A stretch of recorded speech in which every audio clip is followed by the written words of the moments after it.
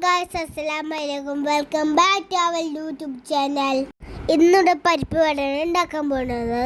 അതിലേക്ക് വേണ്ടത് പരിപ്പ് കുതിർത്തത്, പച്ചമുളക്, സബോള, ചെറിയ ജീരകം.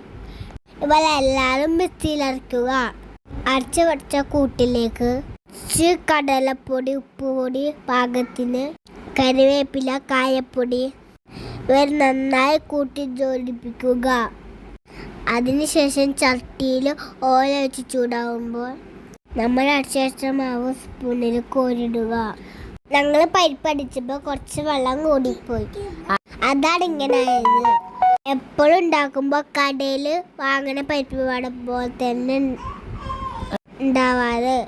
പരിപ്പടിച്ചപ്പോൾ കുറച്ച് വെള്ളം കൂടി പോയതാണ്. ഇത് മൂത്തരുമ്പോൾ ചെറിയ തീയിട്ട് വേവിക്കുക. ഞങ്ങളുടെ വീഡിയോ ഇഷ്ടമാണെങ്കിൽ, ഇഷ്ടമല്ലെങ്കിൽ ലൈക്ക് ചെയ്യണം. എല്ലാവരും കാണണം. നിങ്ങൾ സപ്പോർട്ട് ചെയ്ത എല്ലാവർക്കും താങ്ക് യു ഓൾ. എല്ലാവർക്കും ഒരുപാട് താങ്ക്സ്. പരിപ്പ് വടയിൽ ഇന്നലെ സാമ്പാർ ചോദിച്ചപ്പോൾ അടിപൊളിയായിരുന്നു. നിങ്ങളിങ്ങനെ പരിപ്പ് വട ഉണ്ടാക്കാറുണ്ടോ? എനിക്ക് പനിയായിട്ട് ഞാനൊന്നും സ്കൂളിൽ പോയിട്ടില്ല. നമ്മുടെ പരിപ്പത കുറച്ച് പൊരിച്ചെടുക്കണം. എല്ലാവർക്കും നമ്മുടെ വീട് ഇഷ്ടമായോ?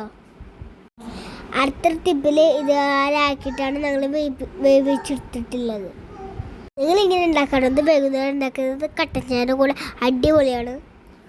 നിങ്ങളെല്ലാവരും കമൻറ്റ് ഇടാൻ മറക്കരുത്. ലൈക്കും ചെയ്യണം, ഷെയറും ചെയ്യണം, സബും ചെയ്യണം. നിങ്ങൾ ഞങ്ങളെ വീഡിയോ കണ്ടോ? ഞങ്ങളുടെ ചാനലിലുണ്ട്. ഞങ്ങളുടെ വീഡിയോസിലൊക്കെ നിങ്ങളെല്ലാവരും കയറി കാണണം. ഞങ്ങളുടെ വീഡിയോ ഇഷ്ടമാണെന്ന് വിചാരിക്കുന്നു. ഞങ്ങളുടെ പരിപ്പിൻ്റെ പരിപ്പ് വട പൊരിച്ചതാണ്. നിങ്ങൾ പറയണം, അഭിപ്രായം പറയണം. അടിപൊളി ആണെങ്കിൽ അല്ലെങ്കിൽ നിങ്ങൾ പറയട്ടാ. ഇന്നത്തെ വീഡിയോ ഇത്രയല്ല. എല്ലാവർക്കും അസ്സലാമു അലൈക്കും.